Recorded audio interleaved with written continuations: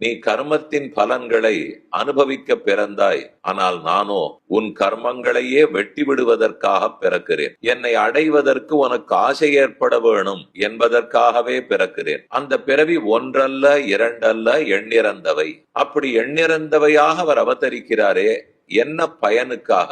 சாதுக்களை எல்லாம் ரட்சிக்கிறார், துட்டர்களை எல்லாம் அழிக்கிறார், தர்மத்தை ஸ்தாபிக்கிறார். இதற்காக பிறக்கிறேன் அவரே கீதையில் சொல்லிவிட்டார். ஆனால் அது மட்டும் பயனாக தெரியவில்லை. ஒவ்வொரு அவதாரத்தையும் ஆராய்ந்து பார்க்கும் போது, வராகாவதாரம் ஏன் பன்றியாக பிறந்தார், நரசிம்மாவதாரம் விலங்கு மனிதன், சிங்கம் மனுஷன், இந்த ரெண்டு கலந்த உருவத்தோட ஏன் அவதரித்தார், திருவிக்கிரமனாக தேவனாக பிறந்தாரே, என்னத்துக்காக பிறந்தார், பிறந்த போது நடந்த சரித்திரம்ங்கிறது ஒண்ணும். அந்த சரித்திரத்தை அலகலகாக ஆராய்ந்து பார்த்தால், ஓ இதொரு பயன் தெரிகிறதே, இதொரு பயன் தெரிகிறதேங்கிறது நமக்கு தோன்றும்.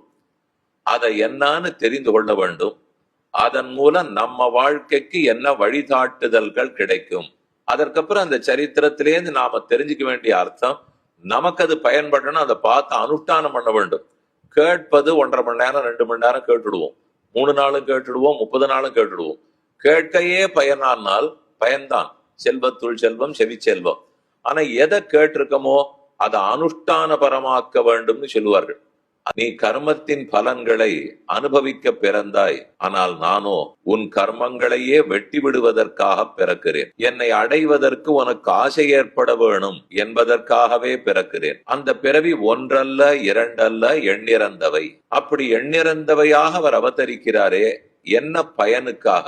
சாதுக்களை எல்லாம் ரட்சிக்கிறார், துட்டர்களை எல்லாம் அழிக்கிறார், தர்மத்தை ஸ்தாபிக்கிறார். இதற்காக பிறக்கிறேன் அவரே கீதையில் சொல்லிவிட்டார். ஆனால் அது மட்டும் பயனாக தெரியவில்லை. ஒவ்வொரு அவதாரத்தையும் ஆராய்ந்து பார்க்கும் போது, வராகாவதாரம் ஏன் பன்றியாக பிறந்தார், நரசிம்மாவதாரம் விலங்கு மனிதன், சிங்கம் மனுஷன், இந்த ரெண்டு கலந்த உருவத்தோட ஏன் அவதரித்தார், திருவிக்கிரமனாக தேவனாக பிறந்தாரே, என்னத்துக்காக பிறந்தார், பிறந்த போது நடந்த சரித்திரம்ங்கிறது ஒண்ணும். அந்த சரித்திரத்தை அலகலகாக ஆராய்ந்து பார்த்தால், ஓ இதொரு பயன் தெரிகிறதே, இதொரு பயன் தெரிகிறதேங்கிறது நமக்கு தோன்றும். அதை என்னான்னு தெரிந்து கொள்ள வேண்டும். அதன் மூலம் நம்ம வாழ்க்கைக்கு என்ன வழிகாட்டுதல்கள் கிடைக்கும். அதற்கப்புறம் அந்த சரித்திரத்திலேருந்து நாம தெரிஞ்சுக்க வேண்டிய அர்த்தம், நமக்கு அது பயன்படணும். அதை பார்த்து அனுஷ்டானம் பண்ண வேண்டும். கேட்பது 1.5 மணி நேரம் 2 மணி நேரம் கேட்டுடுவோம், 3 நாளும் கேட்டுடுவோம், 30 நாளும் கேட்டுடுவோம். கேட்கையே பயனானால் பயன்தான். செல்வத்துள் செல்வம் செவி செல்வம்.